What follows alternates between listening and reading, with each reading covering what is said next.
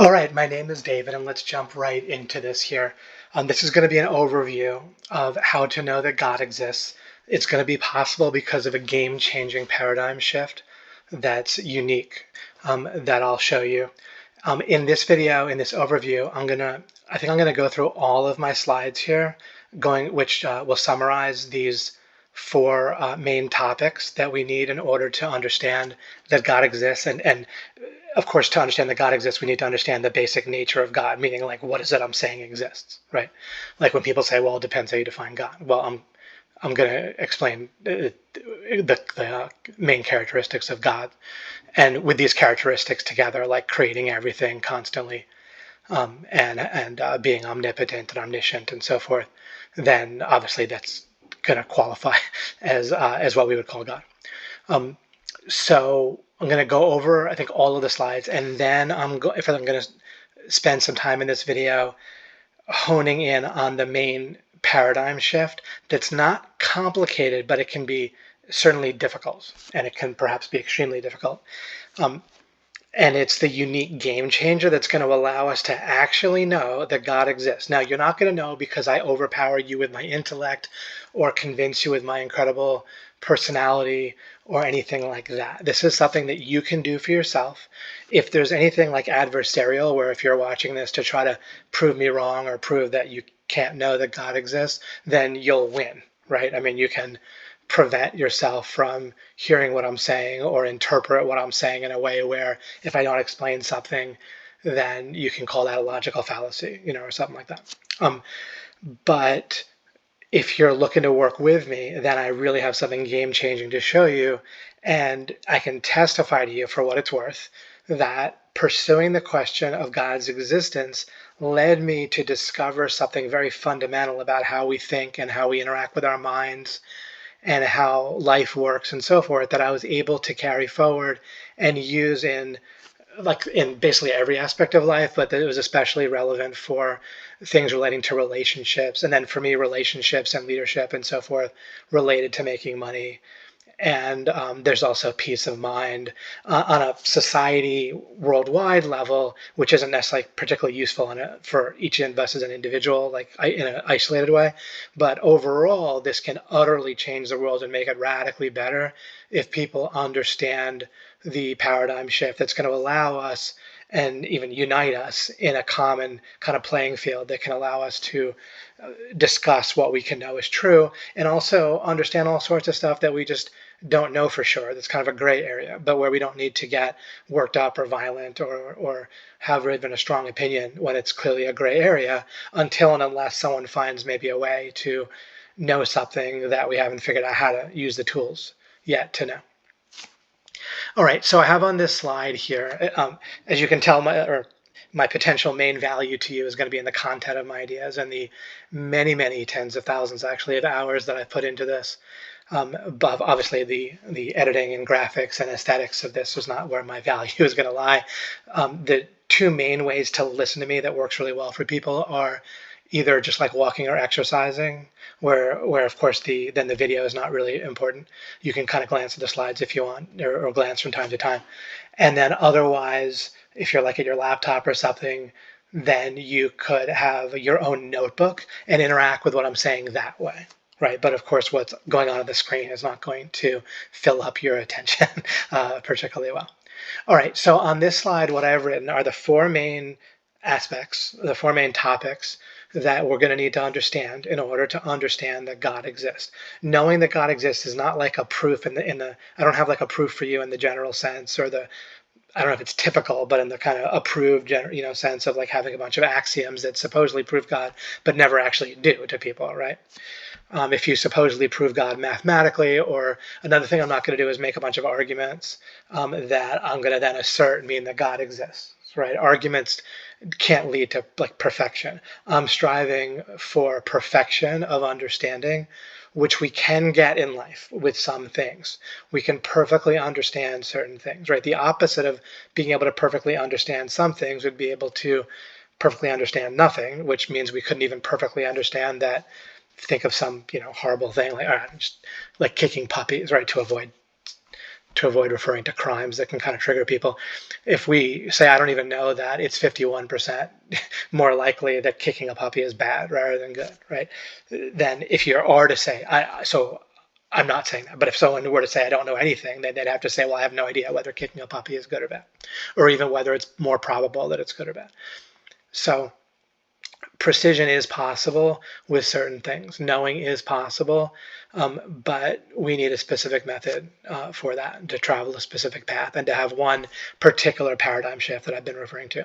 And that's going to be within the topic of what I'm saying here on the top line of knowing and substituting. We need to understand how we could put it this way. My language is going to be kind of necessarily imprecise and metaphorical here, because we don't have a shared concept necessarily yet, but our mind is basically going to substitute, or does substitute, something we can call mental objects or images or models, metaphors, for literally everything that you think about. You're not thinking about the actual thing. You're thinking about it like a mental substitution for that actual thing.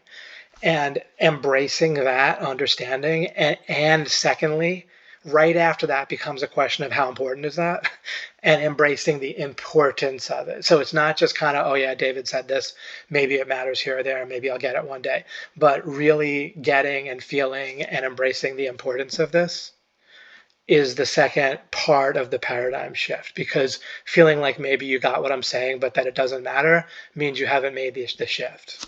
All right, so that's going to be our ticket to this being all possible and this being unique and different compared to when people normally talk about, oh yeah, I can prove that God exists, or here's the best arguments for God existing, or conversely, they might be arguing for atheism or agnosticism and debunking arguments that God exists, and it goes kind of in circles, or it goes on forever, or you have different camps, and we can get underneath all of that for real. All right, but again, the reason we can do that, what makes it possible, is going to be a particular paradigm shift. That's the hard part, okay? But it isn't complex. It really isn't about intelligence, okay? It's just about getting a kind of a shift. And it's going to be beautiful and open up so much for you in your life. It's going to be really cool. It won't solve all your problems tomorrow, but it will give you tools that are game-changing, that will apply to most everything. All right. Then the next main topic for understanding about that God exists and the nature of God is going to be understanding properly about causes and reasons. So the so-called kind of causal argument, or whatever we call it, whatever phrase we use for it, that is going to be roughly the general topic, or the type of things we want to understand in order to know that God exists. It will have to do with understanding cause and reasons, as I'll explain. But because of the first topic of knowing and substituting and getting that right, which will allow us to understand logic differently and get that stuff right and so forth, and what logic has to be based on. Logic is actually not foundational in the way that people think. It needs to be, there's a first step before that we have to get right.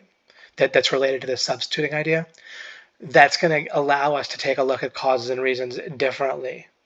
And as we understand this, that'll be the main other part that's a little difficult, or at least emotionally or kind of philosophically difficult. Not like intellectually difficult, but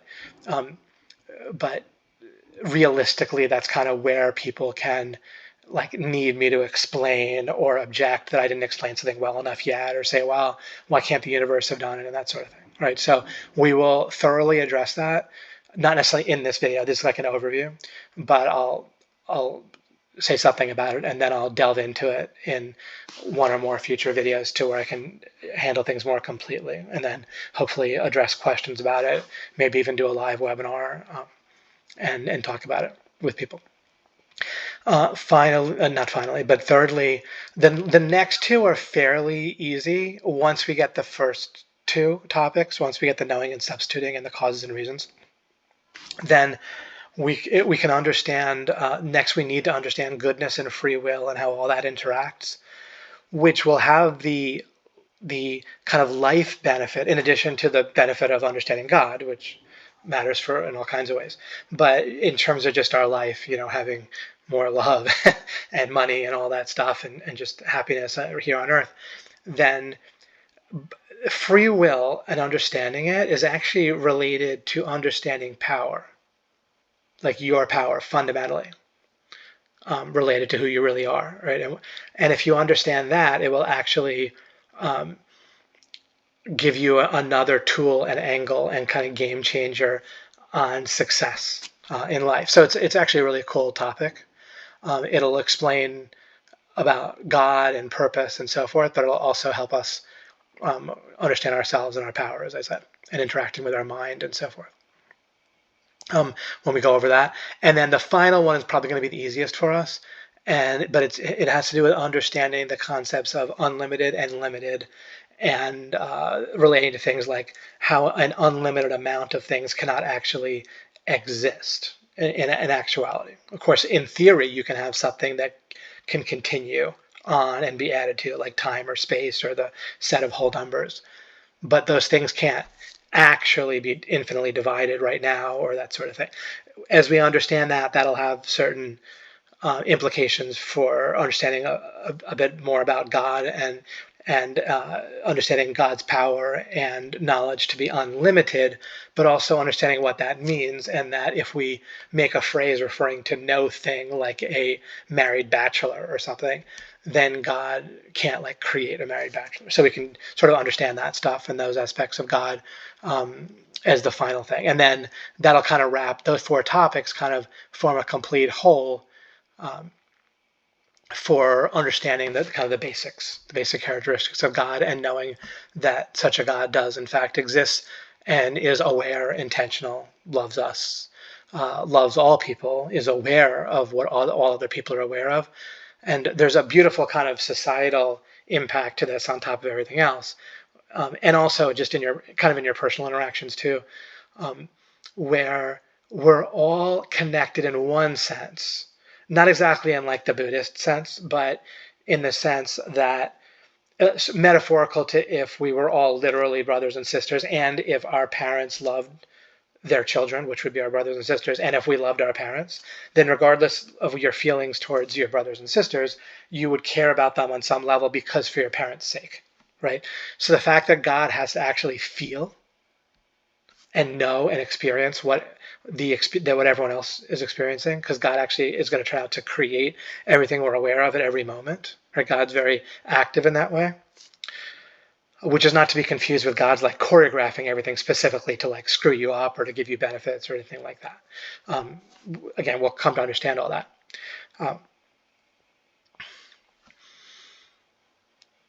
But we can, as we understand this in its totality, everything on this slide, we can understand that we can wish goodness for all people, even if they've done something bad. We might want them to understand that what they did is bad, to change, to not do it in the future. In extreme cases, they might need to be physically stopped or restrained and that sort of thing, and wherever that leads, right? But fundamentally, we wish goodwill on everyone and don't feel like anyone is like fundamentally other to us, right? Which leads to a lot of bad outcomes when someone's like really like, when we have this idea of out groups, right? Or people that are just other, that we feel are just not us at all. And that can be very dangerous on a personal and societal level. Okay. I'm going to go over some slides that are potentially very deep and just sort of overview them for a moment. And then I'm going to come back to the slide, I believe, in this video. Okay, so in reality, right, people have some sense of logic and how it works, and the law, a lot of people have some sense of the law of non-contradiction, even if maybe the majority or many people don't, or they don't really know how to stipulate and things like that. It's still fairly widely known, and even with people that it's widely known among, both, for example, atheists and Christians who argue about all sorts of stuff, both, plenty of them on both sides can be aware of logic, but it doesn't really work to create common conclusions, to say the least, right? And that's going to turn out to be because logic isn't going to be the proper bottom foundation for us to use to think and determine truth. Logic I'm going to skip here, and I'm actually going to come back in just a second, as well as coming back later to the second slide. I'm on the third slide now. Logic involves one very specific thing and only that thing, as I understand it. But also, this is really the only real useful meaning it can have, I would assert. And it has to do with keeping the meanings of your words consistent, right? To think, we have like something we might call concepts, and then we have like a word, which is like a verbal or written symbol that gets attached, right, to a concept, ideally, right? But for that to happen, the concept would have to be very clear and specific, and then get attached to a clear and specific like word, like symbol, right? Like sound and letters. When I say the word word, I'm only referring to the symbol part of the word, not the meaning part, the concept part. So when we attach a symbol, like a word, to a concept, then that has to remain exactly still. It can't wobble around, right? It can't wiggle or change. But without having this paradigm shift about how our mind substitutes models, metaphors, and such for the thing that we think that we're thinking about, without that massive and unique paradigm shift, that you're going to want everyone else you know to have that shift too, so you can really interact with them in a wonderful way that's really better and different. Without that shift, logic can't really happen. When people claim to be using logic, it just kind of keeps not working in the sense. Of course, people can logically come to correct logical conclusions sometimes, but people, again, in real life just can't resolve disputes and ideological differences and so forth using logic, and each side keeps saying the other side is getting logic wrong. But we actually have no hope of getting logic right without the substitution paradigm shift, okay, which is what I wrote on the slide here. And then I said, as an example, a part isn't the same as a whole. This type of mistake is made constantly. But let's go back to the second slide, as I said I would. So if you were to think about someone you know well right now, but that it's not right here in the room with you, then you can't actually think about the real them, whatever that is, like out there in the world, right? You must be thinking of like a mental, what we can call substitution, right? Like a mental image or a conceptualization of them, right? Like whatever words you want to use to describe what you might call your thought or your, again, any of these words is okay, but we don't really have a great word in our vocabulary for what I'm talking about, but the multiple words I use there kind of point to it. Whatever it is that you are thinking about, which the word I'll use kind of the most is like something like a mental object, right? So you're thinking of a mental object that actually is your mind substitutes for the actual person that you know well, that you're thinking of, right? But what happens constantly is that it feels like you're thinking of them and that you know them, when in fact, if you stop and step back and think about it, what you know or think about directly is a mental object that's substituting for them, right? This exact same thing happens if you look at something visually, like your phone or your computer or a tree, right?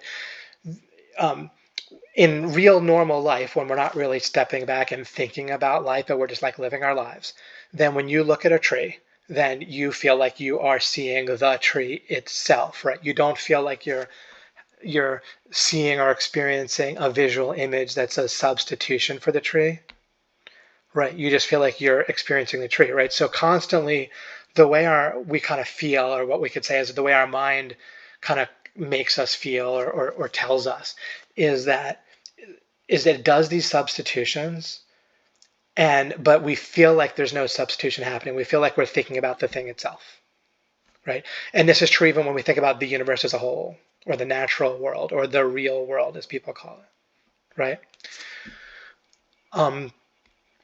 In fact, everything we use to think, like again, if we think of it like we use mental objects to think, we think with and about what I'm calling mental objects. including like we experience with and about mental objects, like our five senses, when we feel like we're just looking at the world and hearing the world and seeing it, then I'm still calling those sort of like mental objects. In the past and in the future as well, we can say that all happens inside of what I might call your consciousness screen. However, whatever words we use, the concept is this is what we're aware of. These are the building blocks of thought, both what we feel like comes from our five senses and what we then think about in our head. All of that involves substitutions that we don't feel are substitutions. And as I describe that, and we just kind of need to take perhaps time and discussion and examples to continue to make this shift and deepen our shift, or whatever, or immerse ourselves until there's like a sudden shift where it really clicks, right? I don't know how you're going to experience it, whether it's kind of a slow thing where you don't know, there wasn't a click, but at some point you're just fully on the other side of the shift, or whether it's like a build up and a pressure and a feeling of confusion and like, I don't know, what is this, David? I kind of get some of what you're saying, but I don't know if I really made the shift, and then bang, there's a click and it shifts. However it happens, we need to get on the other side of it. And it's definitely, the shift is real and correct and useful.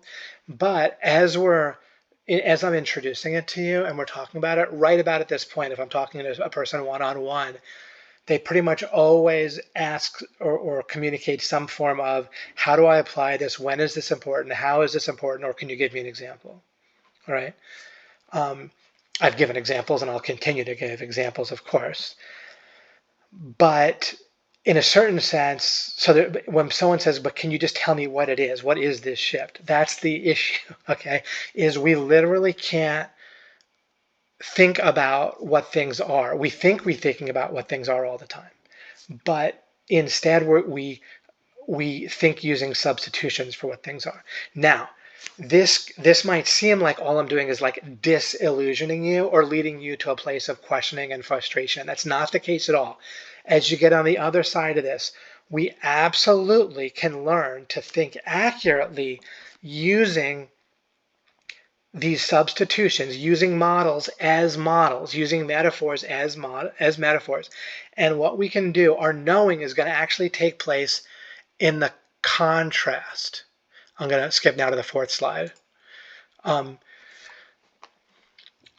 I wrote here, knowing is possible in the clear contrasts or differences between substitutions. And again, another word for substitution is like mental objects, or the stuff we think about. But that also includes the stuff we feel like we see, like our visual images, or our sound doesn't matter too much, or I guess it matters in terms of words, but like our auditory images, or I guess, again, like words, right, in terms of the auditory component. So I'm not really going to be discussing, taste or smell or physical feeling that much. It's not really relevant to get into each of those individually here necessarily. If I'm live and someone wants to talk about that's fine. I'm not saying it's off limits. I just don't know that it matters for explaining this concept to specifically talk about all the five senses. So one way that I've pointed this out is that if I were to show you two pictures, all right, like two pictures of Mona Lisa, let's say, and they seem identical, then in order to know for sure that they're identical, we'd have to actually know every single pixel in both pictures, right? So that's a ton of information, and that's probably more than we could be kind of consciously aware of, right, at any moment. There's different estimates on how many bits of information we can kind of consciously check on or be aware of at any moment, but who knows, right? 7 to 50 is usually the estimates. It doesn't matter. What matters is that anywhere within that rough range, if we're stuck trying to see what is the same as something else, we have a real problem, because we need to know so much actually in order to know if two things are the same. But if I were to show you two pictures that are very clearly different, like the Mona Lisa and like dogs playing poker or something, right, and put them side by side, then it would be very quick and easy and simple to know for sure those were two different paintings. You wouldn't need to know every pixel of both paintings. You'd only have to identify 1, 2, 3 clear differences, and then it's completely clear they're different. So it's actually going to be in the contrast between mental objects that we get our real fundamental clarity. But our intuition is constantly that we want to know what something is, or that we want someone to tell us, well, what are you talking about? Tell me what you mean, right? Or when if we're thinking about like love or something, or God, we're like, well, define God, or what is love anyway? We're trying to like look directly at something and figure out what it is, and therein lies like a mistake in process or method. Instead, we need to start to create these sort of building blocks of different contrasts. And that takes some discussion, some practice, and so forth. But that's constantly what I'll be doing with you guys. And I've spent, I believe it's totally fair and accurate to say tens of thousands, like multiple tens of thousands of hours doing this sort of thing, so that you don't have to go through all that, right? If you watch me for an hour, you might be getting 300 hours of my effort, very roughly rounding. It could be, obviously, that's a very rough estimate again, but that can give you a sense of, it's not like you're spending an hour. If you want to look at it differently, you can think of it like you're saving yourself 299 hours of working through stuff. There's going to be a ton of practical benefit in the things that I talk about, but there can be a transition period when I'm talking about this deepest paradigm shift where you're wondering if there's practical benefit. I get that. All right, moving along in this overview. Okay, cause and effect. So when we do get the paradigm shift about substitution, and then we understand about logic and how that's going to work, with logic, where we're learning to keep our meanings of our words consistent with our mental objects that we attach them to, understanding that it's all putting labels on these substitutions. We're thinking at the level of like models rather than that we think we're thinking of the real thing. I wrote here on this slide, for cause and effect, one way of putting this, right? And again, this is another one of these topics that's going to take some discussion. So in this overview, or at any point in time, a person can potentially be antagonistic towards me and just say, oh, David, no, I don't get it yet. You haven't explained it yet, or I don't get what you're saying, right? It can just take some time. But there's really something awesome here that can be very clear. Okay. So I wrote something that might be odd at first glance. I wrote a story about pixels, right? Like pixels on a screen, right? Can approximate or model the reasons, but not the cause. So what the heck do I mean by that? So we can think of both a movie, and then we can think about like a computer screen that has something on it. So if you're watching a movie, let's say we're watching a Marvel Universe movie, right? Then within that movie, right, we're basically looking at pixels if we're watching a movie, right? But our mind, we could say, makes sense out of that. And the reason why Thor throws his hammer might be because some enemy from Ultron or something is attacking him, right? So the reasons can be like, what we do is we have a story about the pixels, if you think of it that way, right? To kind of make sense out of the pixels. And if we step back, we kind of know that there's like a director and writers, right? And they came up with the reasons before there were any pixels on the screen. Then they had their reasons, right? And we can kind of, and their reasons also related to the sort of story that they had. And there might be an overlap between the story that we make out of the pixels and the story they intend. And as a matter of fact, the story might be almost identical, or maybe totally, I don't know if totally identical, but right. But there's a sort of story that we make looking at the pixels. But the cause of various pixels lighting up, right? Now, any metaphor, I'm going to stop for a moment here. Any metaphor where I'm talking about cause and reasons is going to ultimately break down and not be the exact real thing, because fundamentally in existence, cause is going to relate only to God. And now, of course, me asserting that is not a proof of God. I'm not assuming what I'm setting out to prove. Okay, don't jump there. I'm not going to do stuff like that. But I'm just letting you know. I just need to kind of talk to you until things fill in. That's the so-called proof. Again, this isn't something where I'm doing it or bragging that I can do something and you're trying to take me down a peg by showing that I can't prove it to you or something like that. This is just me explaining and you working on it until you understand. And me, of course, asserting that if you listen to me talk and you try to understand long enough, these contrasts, these concepts will clarify and coalesce in the same way for you as they have for me. And the difference will be very clear. Just like if you're looking at two paintings that are clearly very different, and you can know that those are not the same painting. And it doesn't take very much information that you need to be aware of in order to be absolutely certain that the two paintings are different, right? Our supposed proof or explanation of God's existence is going to be that certain, that clear. It's going to consist entirely of these major clear contrasts, each of which you have to sort of get, right? Like you have to sort of see both paintings. I need to kind of talk to you until I fill in one painting, like in my illustration, the Mona Lisa. And then I need to talk to you until I fill in the dogs playing poker painting well enough that you can say, oh yeah, those are two. I get those well enough to see that they're different, right? To see that those two paintings are different, you do not need to understand everything about both of those paintings, right? That's kind of my point. That's what makes all of this possible, and it's what makes kind of a perfect knowing possible, which is different than like a perfect feeling of certainty. Anyone can feel certain about something false, right? Just by feeling no doubt when they go to confirm their confirmation bias and so forth.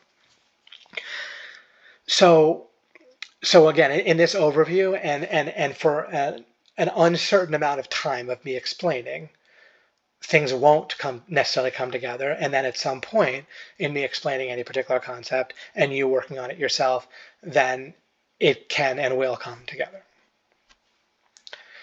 And no one's like going to be limited on intellect, especially if you're any kind of normal person. Maybe if someone's, just has a non-functioning brain. And I don't mean that insulting. I mean like literally if they're on death's door and they're nearly in a coma or, late stage Alzheimer's. Obviously, there's some point in which someone can't even process the words that I'm saying or remember one moment to the next. But if you're not in some extreme situation, then you are able to get this intellectually.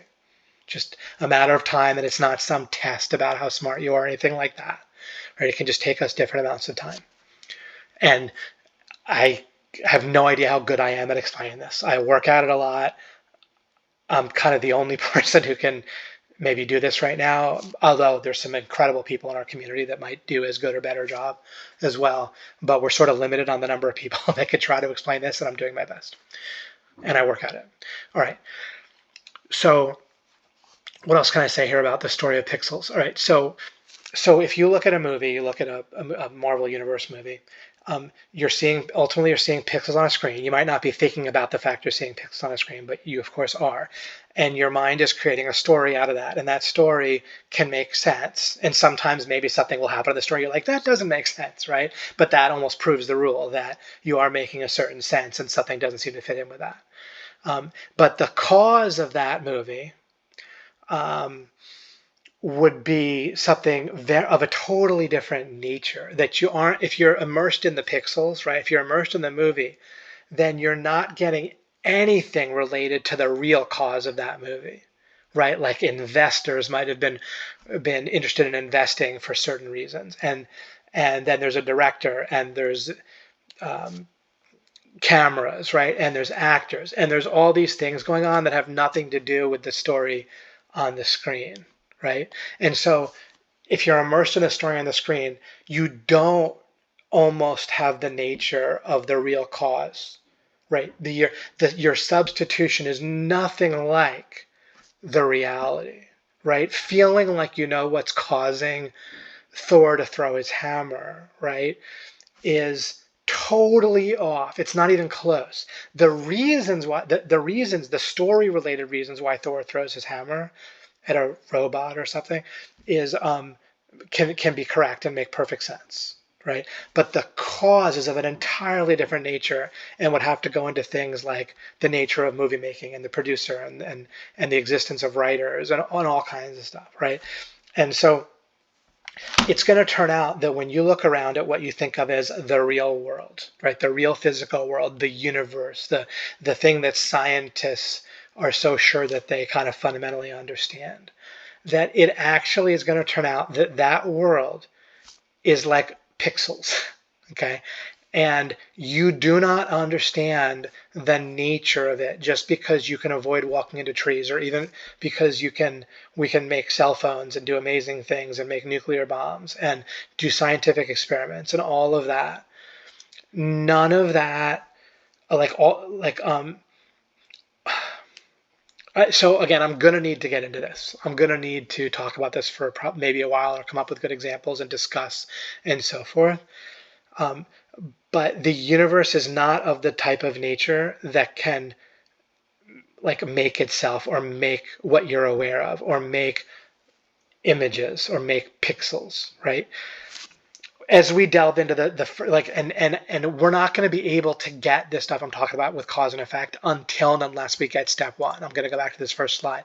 There's nothing we talk about in my overview is gonna be perfectly solid. And some of them might just flat out seem like I'm utterly wrong until and unless you've had this first paradigm shift. We just can't talk about how to know other things until we get straight about knowing in the first place. Because as long as you're thinking that your substitutions for reality are reality, as long as you think that a visual image of a tree that you experience is the tree, as long as you think that what your significant other says to you is how you interpret it and nothing else, as long as someone thinks that the Bible, as they think about it, is the real Bible out there, all of that, all of that is wrong. We need to understand that we only use substitutions and models and metaphors to think about the world, and there is no such thing as directly thinking about the external world.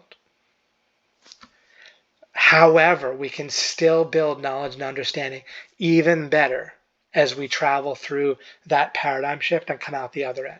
It's not just disillusioning, it's quite the opposite. It's, to use something very cliche, it's going to be of somewhat similar utility as if you were born blind and there's a procedure to fix it, including the limitations of doing that. Right? If someone who's blind from birth is discussing whether or not they want to do a procedure to fix their blindness, and they're asking about the benefits of being able to see, it could be a little bit of an odd conversation, right? Like you won't, if they say like, well, will this help me make money? Well, yeah, right. But there's plenty of people that can see that have trouble making money, but it's certainly going to be a benefit to be able to see rather than be blind. It might be a massive benefit, right? And if you can see versus not see, right? It doesn't mean you see everything, right? It's actually going to be confusing at first. And when you first get your sight, it's going to be really odd, right? You have these flashes of color without a lot of meaning, and it has to get organized and so forth. And then on top of that, even if you can learn to see much like a sighted person from birth sees, where you understand what you're looking at and so forth, you still, at any one time, you're only seeing a very tiny part of the whole world, right? Just like what you physically see nearby. And there's there's things you'll never see, right? Like just because they're too far away, or they're private, or people won't let you in the door, right? You can't like see someone enter their password to their bank account, right? Or whatever, right? So just because you can see. So there's plenty of limits, but it's super important and useful to be able to see. So questions of the nature of, is this important, or what's it going to do for me, kind of can be answered metaphorically by what is being able to see versus being blind do for you, right? It's great, but it's not going to solve everything immediately. And it can lead to some confusion at first. Let's see here. So just to go through the rest of the slides quickly, and then I'll end the video. I said I would go back, but I already did. Go back and talk a bit more about the substitution paradigm shift. And I will absolutely that's the main thing, right, we need to get. So I'll devote at least a video to it and then see where we go from there after that. We kind of have to get that first before anything else. Okay, so this is still cause and effect, and then I have one slide each on the last two concepts. This is a bit of logic here. And as I said, logic can't be kind of fully utilized properly without first getting the substitution paradigm shift. However, this can still give some indication of something, what I wrote here. Anything that supposedly changes, I wrote here, right? Anything that supposedly changes is not a thing. Such a thing cannot exist, right? No thing can exist that changes. To supposedly change, a thing would have to cease to exist and be replaced, right? Now, normally people have a worldview that involves all sorts of things changing but still being the same thing, including people identify with their body and their mind and yet say their mind can change and process stuff, right? Even physically it changes just molecularly and neurologically and so forth, even if you don't change your beliefs or any opinions, it still has to physically process, right, information and change what you're thinking about at any moment. Um, so, but anything that changes can't be the same thing, and so it's always a fallacy. Something's wrong, and if we can't make sense, if we can't easily think about a world in which literally nothing ever changes, then something's really badly wrong fundamentally with our worldview.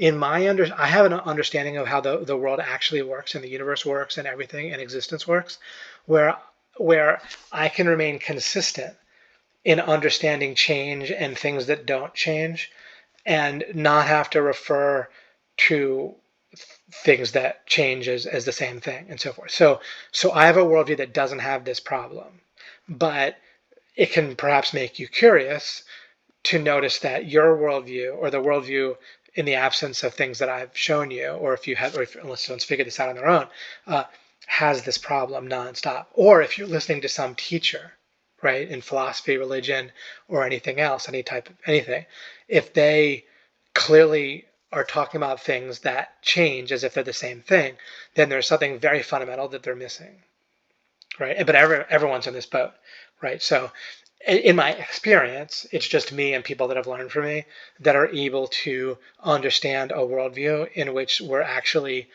don't make this obvious, like what should be obvious, clear mistake, right? Nothing can change and be the same. That is just a very simple contradiction. And again, this is an overview. Everything I talk about now is going to open up a whole can of worms, but that's what we're doing right now. We have to start somewhere. Okay, so goodness and free will, this is going to continue to fill in what's going on with God, right? With cause and effect, we're going to come to be able to understand that everything you're aware of, what I call your consciousness screen, both everything that you feel like you see through your five senses. Sorry, I'll just go back to the cause and effect screen for 1 second. Slide for 1 second. Everything that you're aware of is created and at every moment, like every time it changes, anything you're aware of, your thoughts, plus what you feel like you see externally or experience externally, like with your senses, all of that we can call your consciousness screen. And that keeps getting created every moment by God. That's what we're going to, of course, me asserting that doesn't prove it. I'm never going to just try to just say that I'm proving something by just saying it or assuming what I'm trying to supposedly prove, right? A mistake that obvious, if you think I'm making it, then maybe look for a different way to understand what I'm saying. Maybe I'll make that mistake. I don't mean to claim perfection, but at least it's useful to look for some other meaning of what I'm saying. So I'm sorry. What I was saying was, so God's creating what we're aware of, our conscious screen at every moment. That's the kind of fundamental cause and effect or final cause and effect conclusion that we're going to understand. However, in addition to having that quality of creating what amounts to everything, right, at every moment, then there's more that we can understand about God, more than just creating stuff. We can understand about the nature of God. With the cause and effect part, I'm not going to click back, we will be able to understand that God is conscious and aware and intentional. It means to create what you're aware of.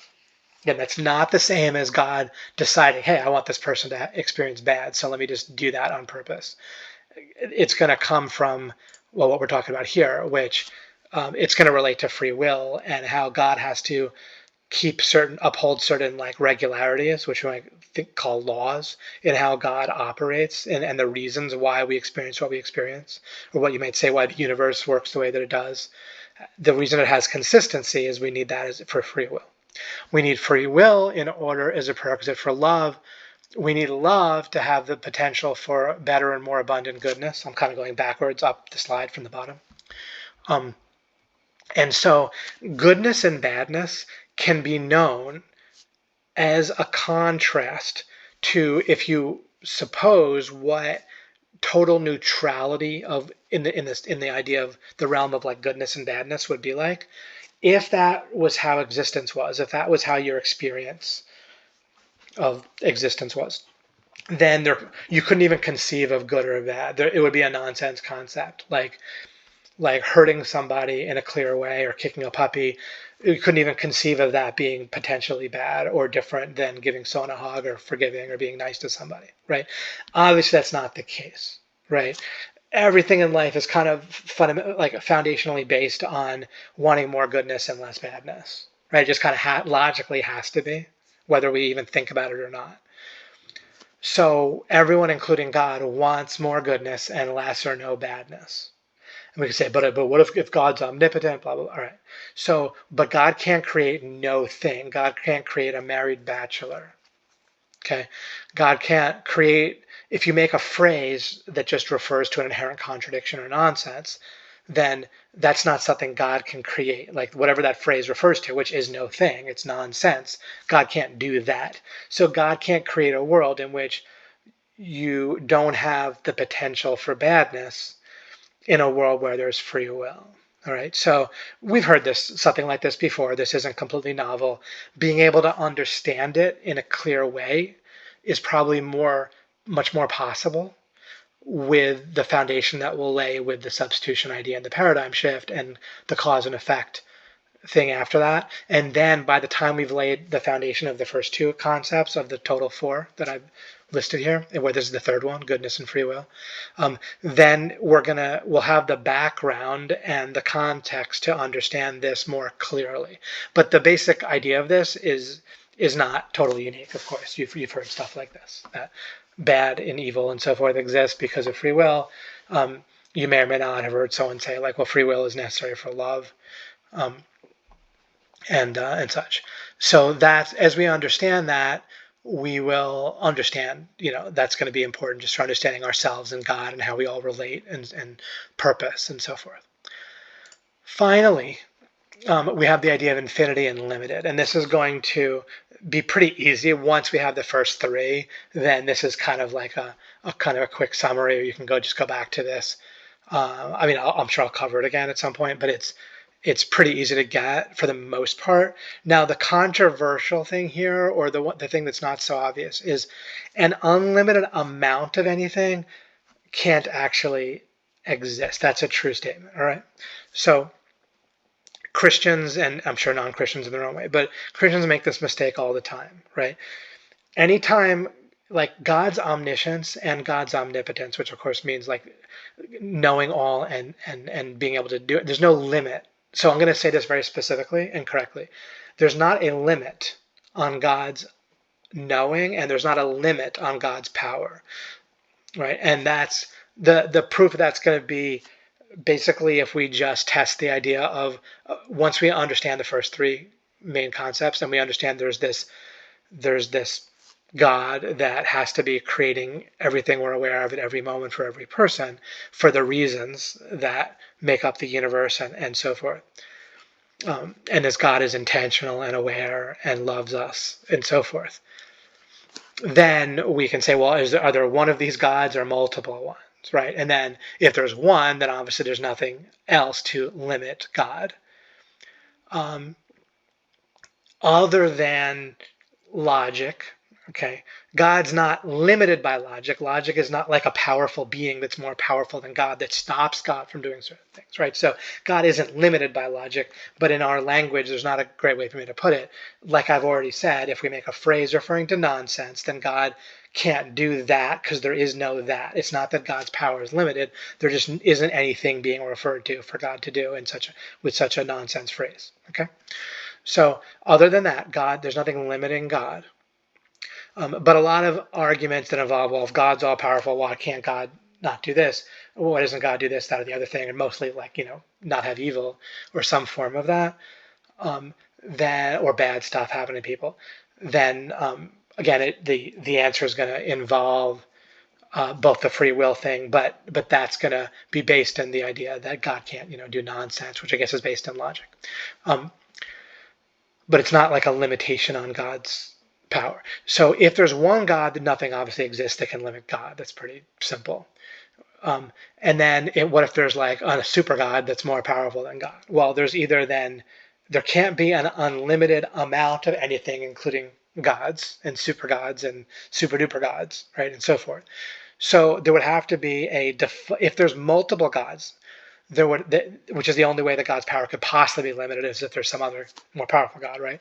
And since the amount can't be unlimited or infinite, because we're talking about gods that actually exist for them to limit power or knowledge, then there has to be a specific number of gods, so there's no difference conceptually then between there being 2, 3, or 12, or 50, or 10,000, right? It's all the same logic. Then either there's one that's more powerful than the others, right?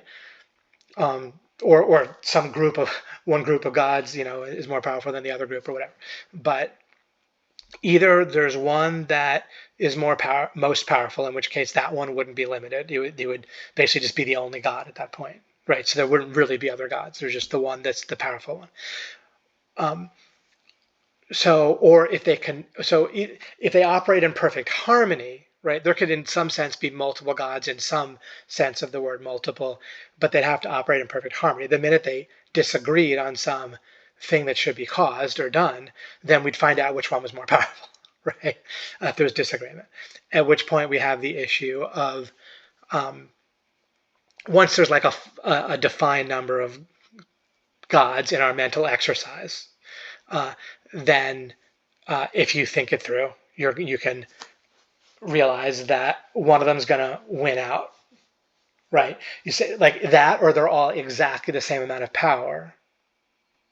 But then how would that work? If they disagreed, we'd find out real quick which one was more powerful, or else literally nothing would happen, right? You see what I mean? Like it isn't going to work unless you have, however you work it through, there's one God that is going to win out and not be limited by the other supposed gods. So there's going to be one. And that one is not going to be able to be limited. If there's like a group of 4 gods that collectively then is more powerful than the 5th god, if there's 5 total gods, then again, you have this collective of 4 gods that either has to operate in harmony or they disagree, in which case you find out which one is more powerful. If you keep thinking it through accurately, you're going to end up with one God that isn't going to be able to be limited by anything else that's more powerful. 1 and not 0, right? With 0, the 0 is taken care of when we talk about cause and effect in the second point, right? So we're not discussing whether 0 gods exist by the time we're talking about infinity and limited. We're going to be able to understand that time and space can't currently be infinite in the sense of there's an unlimited amount. There can't be an unlimited amount of anything ever, including time and space that already exists, that's actualized. So time could keep going on, and space could keep getting added to, in theory.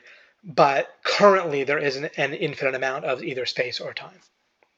Nor can there be an infinite amount of divisions right now in space or time. There can't actually be a line or a timeline that is continuous. It has to be discrete jumps in time and space.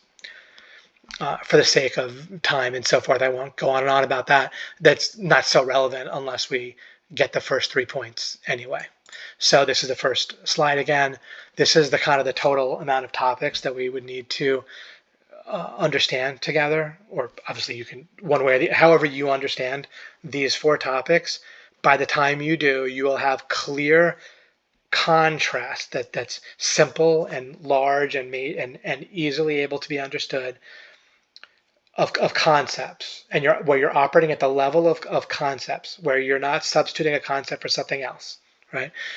We can think at the level of models and substitutions. We can and in doing so, and the contrast between those, and in doing so, come up with real conclusions that are true, that will actually then apply to the real world in a certain way, as I explained that, in a useful and good way, and they certainly will apply to understanding that God exists. And this is the overall way that we can know for real, for perfection. And the reason why other proofs fail, even if they're fundamentally kind of correct, like in general, they're not perfectly convincing or perfectly certain, because you just have to get the first point right and fully right, and people don't have it. And this first point about knowing and substituting is the whole unique thing about my channel, so to speak, or me, or what you'll learn from me. Of course, in theory, it doesn't have to be unique. Someone else could figure it out. Someone else may have figured it out, but I've never encountered someone else that's actually figured it out and teaches about it in throughout history or now. So that's what you get from me, as opposed to great graphics and editing and aesthetics currently. Okay, guys, thanks so much if you stuck with me the whole time. Of course, I want to reach people. I'm not looking for joining anything with money or anything like that, but certainly commenting can help with the discussion, and it can help with the YouTube algorithm. Liking can do the same thing, subscribing. So do those things. Unless you particularly don't want to do them, then please do them. Awesome, guys, and I'll talk to you again soon.